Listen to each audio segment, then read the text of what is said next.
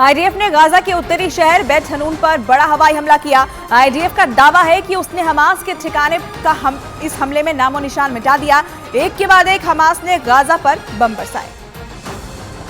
Gaza city पर भले ही अभी इजराइल ने अपना फोकस कर रखा हो, लेकिन दूसरे इलाकों में भी हमले लगातार हो रहे हैं। बेत हनून के इलाके में ये बड़ा हमला इस वक्त किया गया है, हवाई हमला किया गया है और एक के बाद एक हवाई हमला किया गया उस इलाके में। वहाँ आतंकवादियों का इंफ्रास्ट्रक्चर है। अब से थोड़ी देर पहले वहाँ फायरिंग की आवाज़ें आ रही थी, यानी आईडीएफ के फुट सोल्जर को जानकारी मिली होगी कि वहाँ आतंकवादी मौजूद है और उसके बाद उस लोकेशन को टारगेट कर हवाई हमला किया गया। न्यूज़ 18 इंडिया के कैमरे पर काला धुआं इस वक्त देख सकते हैं।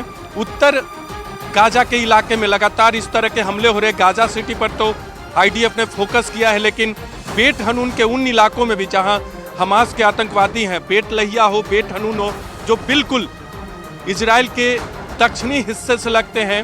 उत्तरी गाजा का जो इलाका है उसमें बेत हनून और बेत लहिया सबसे नज़दीक के इलाके हैं और वहाँ आतंकवादियों के इंफ्रास्ट्रक्चर पे ये हमला किया गया है। न्यूज़ 18 इंडिया पे धुएं का गुब्बार देख सकते हैं। काला धुआं इस वक्त आसमान के ऊपर चढ़ता हुआ और एक के बाद एक आतंकवादी इंफ्रास्ट्रक्चर पे एक के बाद एक 2-3 धमाके की आवाज़ आई और उसके बाद बेत हनून के इस इलाके से काला धुआं उठते हुए आप न्यूज़ 18 इंडिया के कैमरे पर देख रहे हैं। तो हमास के इंफ्रास्ट्रक्चर को तोड़ने, कमज़ोर करने और खत्म करने की कवायद लगातार जारी है आईडीएफ की तरफ से। गाजा पर इजराइल के हमले के खिलाफ प्रदर्शन भी हो रहा है। फ्रांस की राजधानी पेरिस में फिलिस्तीन के समर्थन में लोग सड़कों पर उतरे और गाजा में तुरंत युद्ध विराम की मांग की। बारिश के बीच लोग पेरिस की सड़कों पर उतरे। हाथ में फिलिस्तीन के झंडे लेकर हजारों की संख्या में लोगों ने प्रदर्शन किया। 7 अक्टूबर को इजराइल में हुए हमले के बाद फ्रांस सरकार ने ऐसे प्रदर्शनों पर प्रतिबंध लगा दिया था, लेकिन कोर्ट ने फ्रांस सरकार के फैसले को पलट दिया था। इधर हमास के चंगुल में फंसे बंधकों की रिहाई के लिए प्रदर्शन तेज हो गया है। तेल अवीव से 5 दिनों तक एक मार्च निकाला जा रहा है।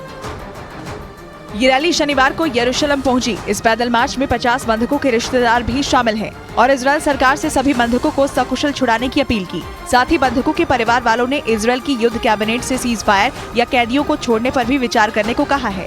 दरअसल हमास ने इजराइल की जेलों में बंद करीब 6000 फिलिस्तीनी कैदियों के बदले में सभी बंधकों को रिहा करने की पेशकश की है, लेकिन युद्ध कैबिनेट ने इस प्रस्ताव को खारिज कर दिया है।